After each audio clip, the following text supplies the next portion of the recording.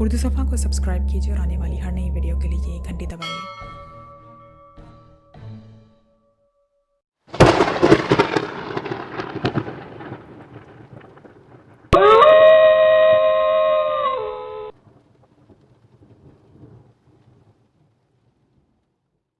अनोखी सज़ा, मुसन्निफ़ खलील जब्बार। मैं एक लेडी डॉक्टर हूँ और एक मैटरनिटी होम में नौकरी करती हूँ। हमारी ये ज़िम्मेदारी होती है कि ख़वातीन की मुनासिब देखभाल करें और डिलीवरी हो जाने पर माँ और बच्चा दोनों खैरियत से अपने घर चले जाएं। इंतहाई देखभाल के बावजूद कभी कभार कोई केस बिगड़ भी जाता है जिसे हमें बड़े हस्पताल ट्रांसफ़र करना पड़ जाता है। केस बिगड़ने में ज़्यादातर ख़वातीन का ही कसूर होता है कि वो डॉक्टर की हदायत पर मुकम्मल अमल नहीं करती, दवाइयाँ पाबंदी से नहीं लेती, ग़िज़ा पर भी कुछ ख़ास तवज्जो ना होने पर केस का बिगड़ना ही होता है। हम ख़वातीन को डराते भी हैं ताकि वो अपने ऊपर ध्यान दें। अच्छी ग़िज़ा से खून की कमी नहीं होती। इस रोज़ हस्पताल में कोई केस नहीं आया था। मैं अपनी ड्यूटी पर थी। फारिग बैठने की वजह से वक्त था कि गुजरने का वक्त नहीं ले रहा था, इसलिए वक्त गुजारी के लिए मैं अपना पसंदीदा डाइजेस्ट पढ़ रही थी। गर्मी के दिन थे। मैं खिड़की के पास बैठी थी और मुझे ठंडी ठंडी हवा के झोंके लग रहे थे। हैदराबाद की यही ख़ास बात है कि यहाँ दिन कितना ही गर्म क्यों ना हो, रात ठंडी होती है। इसलिए शहर में गर्मियों में छत पर सोने का रिवाज आम है। मैं दूसरी मंजिल पर थी, लेकिन खिड़की से सड़क का मंजर साफ दिखाई दे रहा था। सड़क पर सन्नाटे का राज था। घंटा आधा घंटा गुजरने पर कोई गाड़ी या रिक्शा वगैरह गुजरता नजर आ जाता था और मैं खुद को बेदार रखने की भरपूर कोशिश कर रही थी। अचानक एक रिक्शा हस्पताल के गेट पर आकर रुका। एक पुलिस वाला किसी औरत को सहारा देता हुआ गेट से अंदर दाखिल हुआ। औरत को देखते ही मैं समझ गई डिलीवरी केस है। कुछ देर में हस्पताल में अपनी एंट्री की खानापूरी करा के वो कांस्टेबल औरत को ऊपर ले आया। औरत बड़ी तकलीफ़ में दिखाई दे रही थी। मैंने डाइजेस्ट को टेबल पर रखा और अपनी साथी नर्स को इशारा किया कि वो औरत को कमरे में ले जाए। एक सादा पर्चे पर कुछ दवाइयाँ और ज़रूरी सामान लिखकर कांस्टेबल के हवाले किया, जिसका नाम महराज था। ये चीज़ें फौरी ले आएं। जी बेहतर, कांस्टेबल महराज पर्चा लेते हुए बोला। हस्पताल के गेट के पास ही मेडिकल स्टोर था। वो सामान जल्दी से ले आया। इस औरत का नाम रूबीना था। वो पसीने में नहाई हुई और सख्त तकलीफ़ में दिखाई दे रही थी। मैंने अपने फ़राइज़ अंजाम देना शुरू कर दिए। फिर 1 घंटे बाद मेरे हाथों में एक अजीब और गरीब बच्चा था।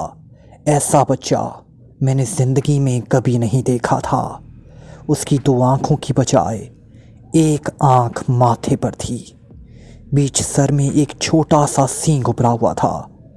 वो मुझे देखकर ऐसे मुस्कुराया जैसे कोई समझदार बच्चा हो। हैरत अंगेज़ तौर पर वो ज़रा भी नहीं रोया था। मुझे परेशान और परेशान देखकर उसने ज़ोरदार कहका लगाया। मैं समझी कि कोई नर्स हंसी है। मैंने अपने साथी दोनों नर्सों को देखा। वो भी हैरानी से बच्चे को देख रही थी। उनका कहका लगाने का सवाल ही पैदा नहीं होता था। फिर भी मैंने उनसे पूछा, ये कहका किसने लगाया था? इस बच्चे ने ही लगाया है, नर्स शहला ने घबराते हुए कहा। ये कैसा बच्चा है? नर्स शगुफ्ता ने कहा। मैं खुद हैरान हूँ। ऐसा बच्चा मैंने पूरे करियर में नहीं देखा, मैंने खौफ से लरसते हुए कहा। अक्सर हमारे पास ऐसे केस होते रहते हैं जिनमें किसी बच्चे की टांगें जुड़ी होती हैं, किसी बच्चे के 2 धड़ होते हैं, किसी बच्चे के हाथ जिस्म से जुड़े होते हैं। इस तरह के बच्चे कुछ वक्त जीकर इंतकाल कर जाते हैं, मगर इस तरह का बच्चा मैंने पहली बार देखा था। इसके लिए खौफाना फितरी था।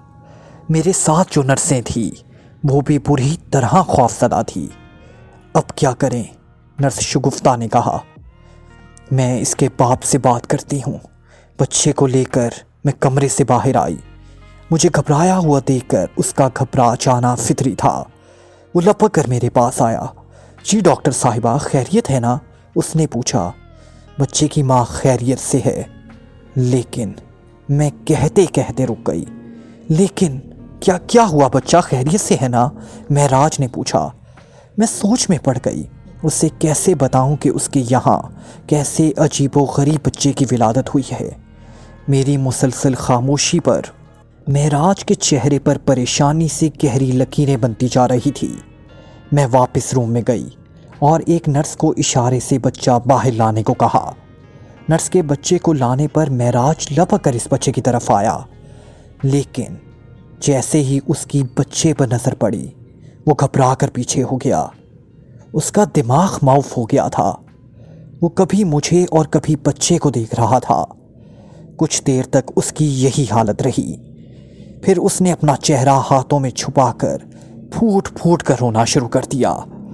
اس طرح رونے پر بچے حیرت کا جھٹکا لگا اور میں ہمت کر کے اس کے قریب گئی اور اس کو دلاسا دینے کی غرض سے بولی، ہمت سے کام لو معراج، اس میں تمہارا کیا قصور ہے؟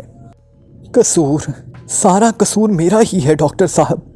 وہ جیسے پھٹ پڑا۔ تمہارا قصور؟ میں نے چونک کر اس کی طرف دیکھا۔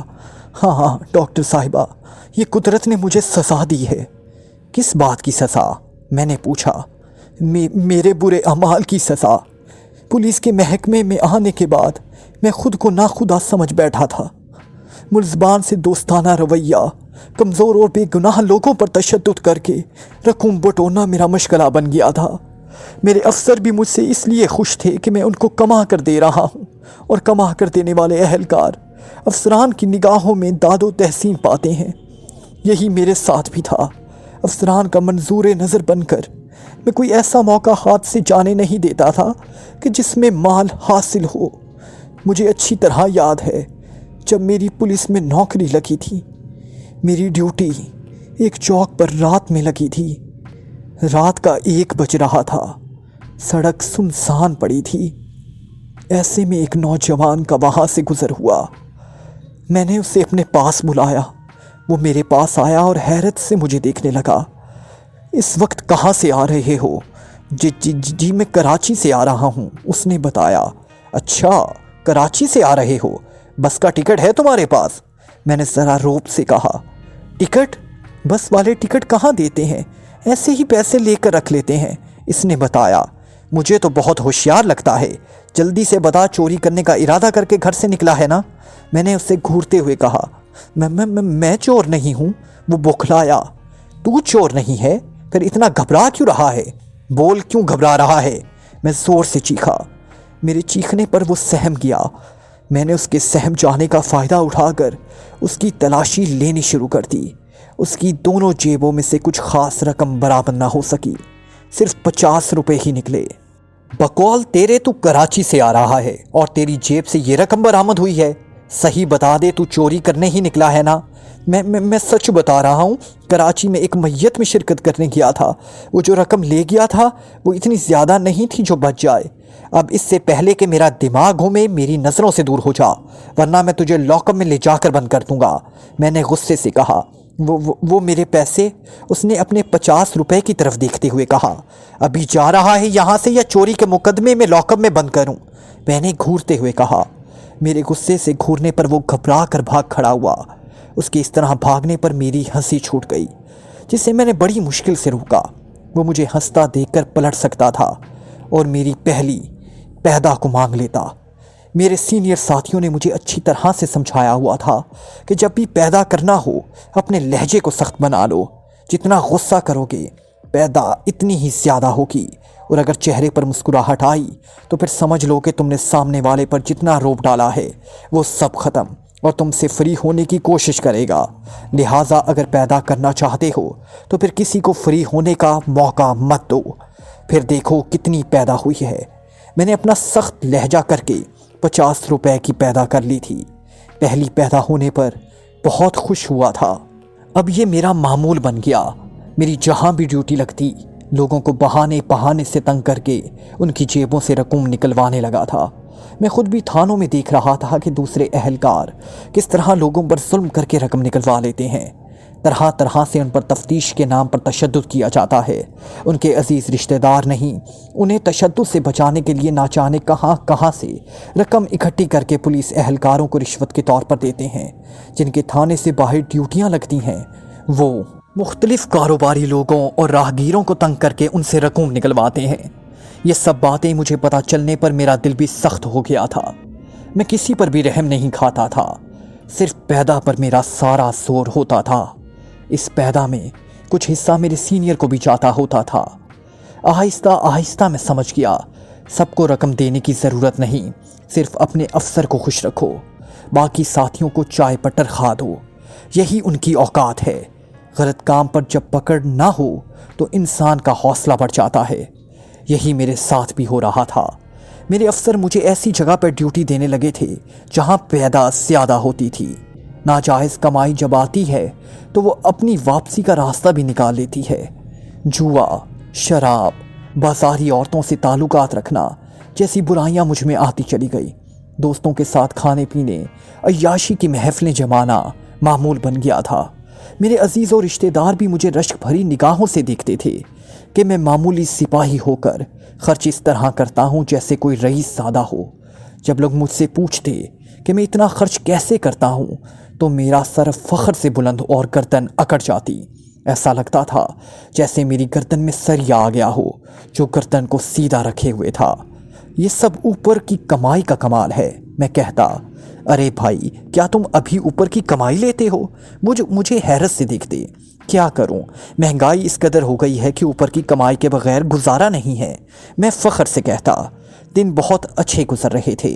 اوپر کی کمائی سے جیب ہر وقت نوٹوں سے بھری ہوتی تھی، اس لیے گھر میں کوئی فکر و فاقہ نہیں تھا۔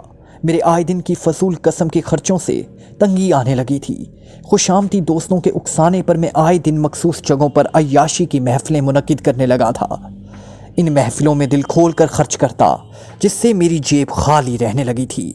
دوستوں کا بھی خاصا مکروس ہو گیا تھا، مگر میں پریشان پھر بھی نہیں تھا، کیونکہ اوپر کی کمائی میں اکثر ایسے مواقع آ جاتے کہ میں اپنا سارا قرضہ چند دنوں میں چکا دیتا تھا۔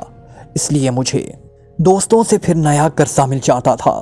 دوستوں کے قرضہ دینے سے انہیں یہ فائدہ تھا کہ وہ میری محفلوں میں کھل کر مفت میں عیاشی کر لیتے تھے، اور میں انہیں اس لیے مفت میں عیاشی کرا دیتا تھا کہ وہ میری خوش آمد اور جھوٹی تعریفیں کرنے میں ماہر تھے۔ اس کے منہ سے اپنی بیجا تعریفیں سن کر میرا سر فخر سے اور غرور سے تن جاتا تھا۔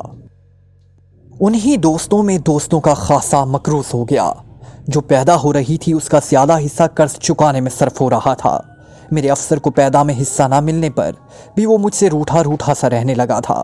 مجھے اس بات کا احساس تھا اور میں پوری کوشش میں تھا کہ کہیں سے پیدا کا آسرا ہو جائے تاکہ افسر کو خوش کر دوں، ورنہ میری ایسی جگہ ڈیوٹی لگا دے گا جہاں بالکل بھی پیدا کا آسرا نہ ہو۔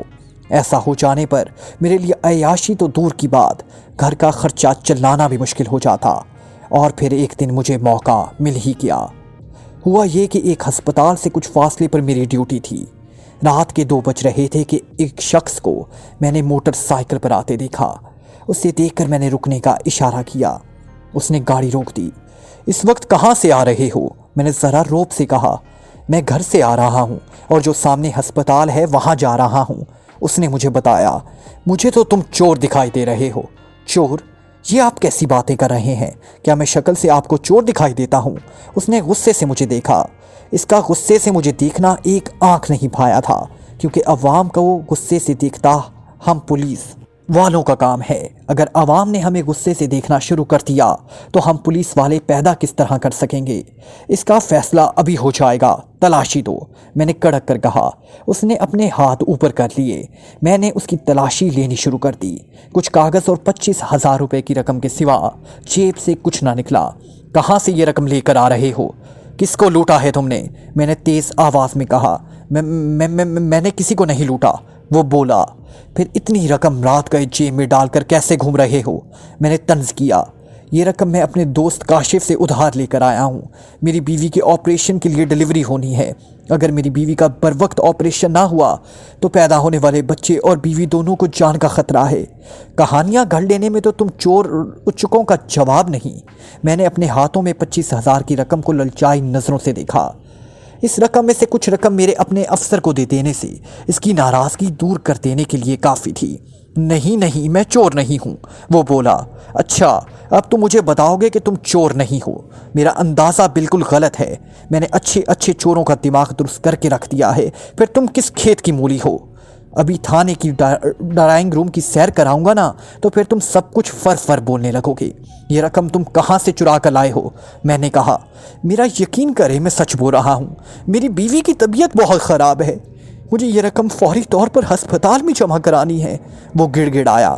اچھا، اس کا مطلب ہے میں جھوٹ بول رہا ہوں، تم سچے ہو، تمہارا دماغ درست کیے بغیر گزارا نہیں ہے۔ میں نے فوراً ریوالور نکال کر تان لیا۔ یہ کیا کر رہے ہیں؟ وہ گھبرایا۔ تو مجھے جھوٹا ثابت کرنا چاہ رہا ہے نا؟ میں اس وقت تیرے سر کا نشانہ لے کر گولی چلاؤں گا اور تیرے مرنے پر تیری لاش سامنے جو گندا نالا ہے اس میں پھینک دوں گا۔ میں نے غصے سے آنکھیں نکالتے ہوئے کہا، نہیں ایسا غصب نہیں کرنا، میرے چھوٹے بچے یتیم ہو جائیں گے۔ وہ التجا کرنے لگا۔ تیری ہمت کیسے ہوئی مجھے جھوٹا ثابت کرنے کی؟ آج تک میرے کسی افسر نے مجھے جھوٹا نہیں کہا، تو کیا میرے افسر سے بھی بڑھ کر ہے میرے لیے؟ مجھ سے غلطی ہو گئی، مجھے جانے دیں، میری بیوی ہسپتال میں میرا انتظار کر رہی ہوگی۔ جاؤ، اپنی بیوی کے پاس چلے جاؤ، اور یہ بات ذہن میں رکھنا کہ آئندہ کبھی کسی پولیس والے کو جھوٹا ثابت کرنے کی کوشش نہ کرنا۔ میں تمہیں چھوڑ رہا ہوں، لیکن دوسرا پولیس والا تمہیں زندہ نہیں چھوڑے گا۔ میں نے ایسے کہا جیسے اس پر احسان کر رہا ہوں۔ جی، وہ میرے پیسے، اتنی بدتمیزی کرنے پر پیسے لینے کی توقع رکھتا ہے؟ زندہ رہنے کے لیے چپ چاپ چلا جا اور پیسوں کو بھول جا۔ نہیں، ایسا ظلم نہ کریں، میں یہ بڑی مشکل سے پیسے لے کر آیا ہوں، کہیں اور سے اتنی جلدی پیسے ملنے کی امید بھی نہیں ہے۔ وہ میرے پاؤں میں پڑ گیا اور گڑ گڑانے لگا۔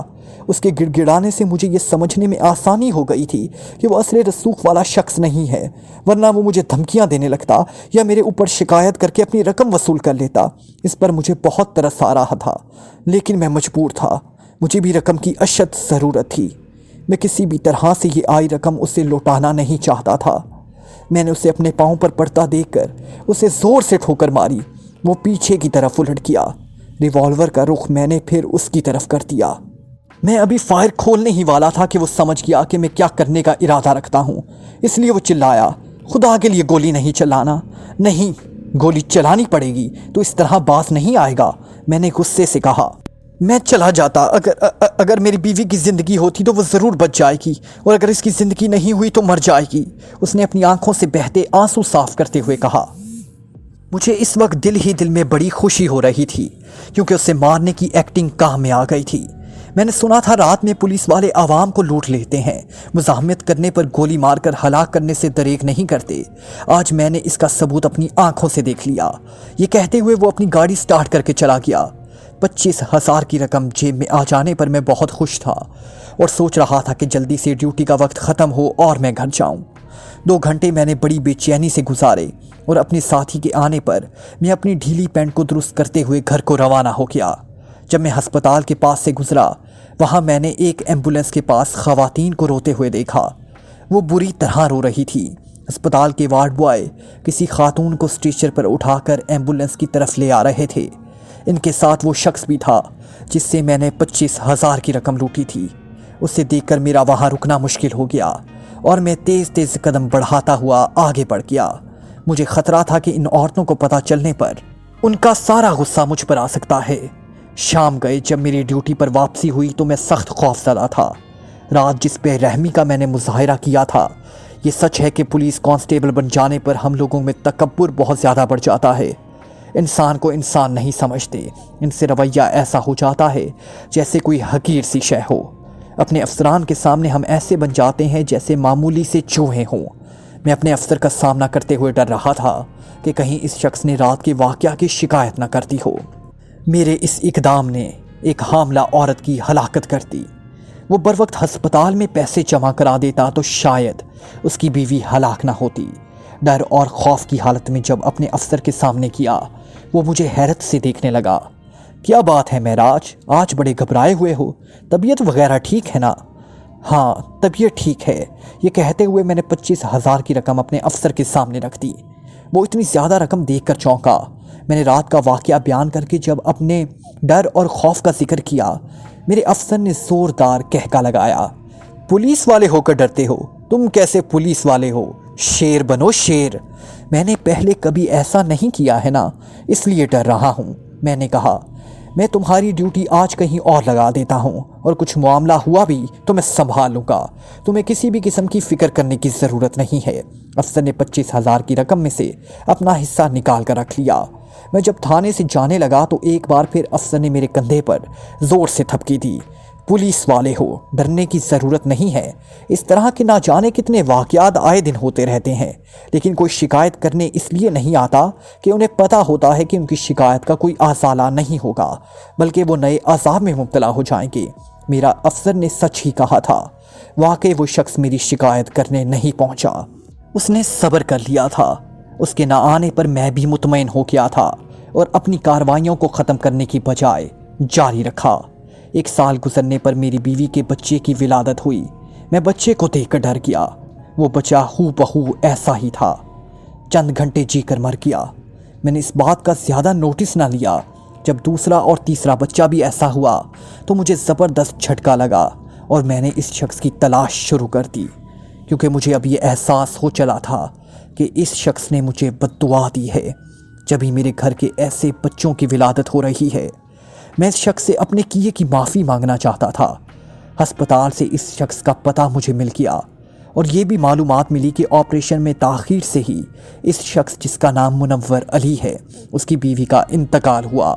मैं इस पते पर पहुंचा। वहाँ वो किराए के मकान में रहता था और अब वो बीवी के इंतकाल हो जाने पर किराए का मकान खाली कर गया था। कहाँ गया किसी को कोई खबर ना थी। मैं इस शख्स से अपने किए की माफ़ी मांगना चाहता हूँ। मैंने उसका दिल दुखाया था, जिसकी मुझे ये सज़ा मिल रही है कि मेरे ऐसे बच्चे पैदा हो रहे हैं और चंद घंटे जी कर मर जाते हैं।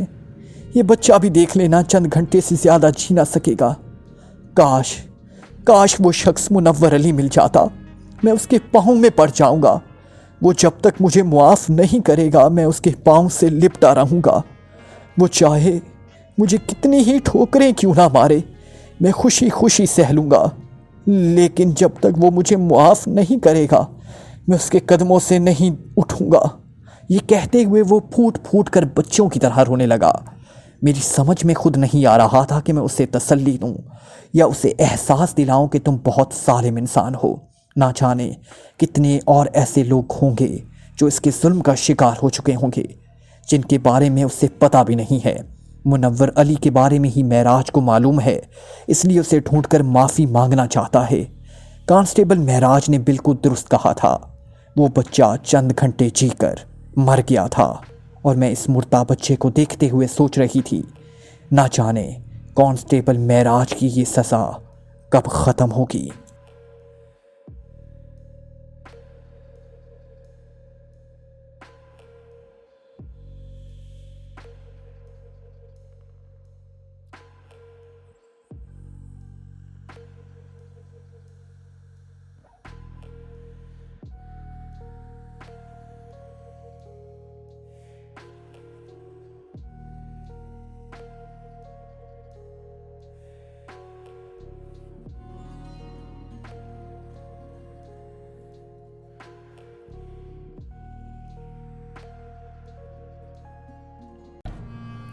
Like, comment, share.